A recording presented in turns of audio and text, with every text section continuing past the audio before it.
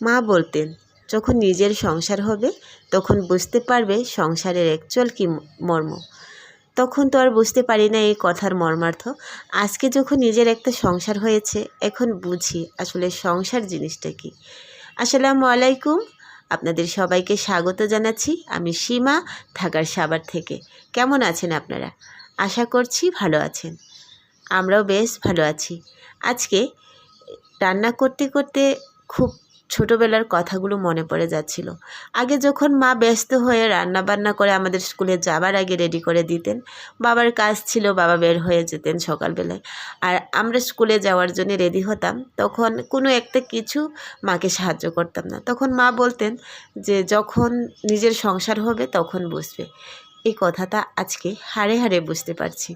কিন্তু এখন সে মাকে ছেড়ে বহু দূরে অবস্থান করছি।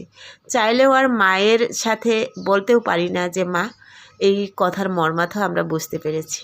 সকালবেলায় আলু ভাজি আর কলার মোছা রান্না করেছি, আর এই 1 কাপ চা হাজব্যান্ডের জন্যে। সে এই চা খেয়ে অফিসে চলে যাবে। এই সকালবেলার এই কাজগুলো আমাকে খুব দ্রুততার সাথে করতে হয়। সবাই স্কুলে অফিসে চলে যাবার পর আমার এই কাজগুলো, সকালবেলার জমানো বাসনকোসন, তারপরে আবার দুপুরে রান্নাবান্না। বাচ্চারা দুপুরে এসে তারপরে খাবে। যদি সংসারে কিছু থাকুক বা না থাকুক, যা কিছু আছে সেটা দিয়েই একটা কিছু অ্যারেঞ্জ করতে হয়। সেইটা কখনো হচ্ছে বেশ ভারী খাবার, আবার কখনো হয় খুবই সাধারণ। আজকে 2টা ডিম আর কিছু সবজি, 2টা আলু আছে, বেগুন 2টা আছে, আর পটল আছে। এগুলো দিয়ে একটা তরকারি রান্না করব। তো খাইতে তো হবে, দুপুরবেলায় ওদের মুখে খাবার তুলে দিতে হবে, সে চিন্তা করে এই খাবারটা রান্না করছিলাম। আর যখন আমি সকালবেলায় এই ভিডিওগুলো করতে যাই, তখন আমাকে এই ক্যামেরা লাইটগুলো ভীষণ ডিস্টার্ব করে।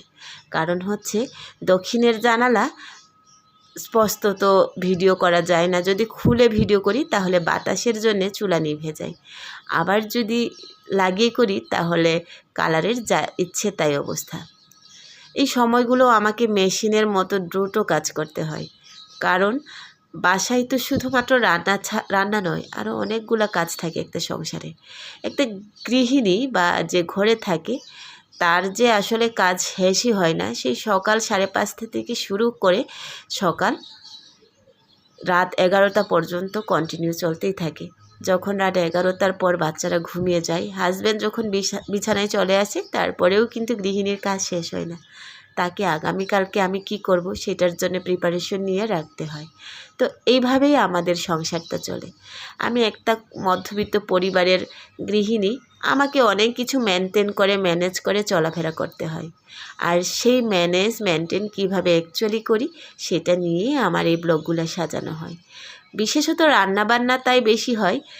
এখন ভাবছি যে আমার কৃত প্রত্যেকটা কাজই আমি আপনাদের সাথে শেয়ার করব। তো আমার আজকে আপনাদের সাথে ইন্ট্রোডাকশন ব্লগটা কেমন হলো সেটা জানাবেন। আর আমার রান্নাবান্নাটা প্রায় শেষ হয়ে এসেছে। এর মধ্যে এই যে ডিম আর হচ্ছে কিসের তরকারি রেডি, আর আরেকটা তরকারি রান্না করব, সেইটা হচ্ছে ভাজি। এই রান্নাগুলো করতে করতে যখন আমি ক্লান্ত হয়ে যাই, তখন মাঝে মাঝে মায়ের কথাটা ভীষণ মনে পড়ে। মা যখন এই কাজগুলো আগে করতেন, তখন আমরা ভাবতাম এমন কী কাজ, কিন্তু আজকে যখন এগুলো নিজের ঘাড়ে এসে পড়ে, যখন নিজেই কাজগুলো করি, তখন মনে হয় এই কাজগুলো কত পারিশ্রমিক বা মেন্টালি ডিপ্রেসিভ ছিল, সেইটা এখন বুঝি। ক্ষমা করে দিও মা, তোমাকে না জেনে কষ্ট দিয়েছি। এখন আমার সন্তানেরা যখন কথা শোনে না, তখন এই মা বাবার কথা ভীষণ মনে পড়ে। রান্নাবান্না করা শেষ, ডাল রান্না করে নিয়েছি, এর মধ্যে চলে যাচ্ছি আজকের মতো। সবাই ভালো থাকবেন, কথা হবে নেক্সট ভিডিওতে। আল্লাহ হাফেজ।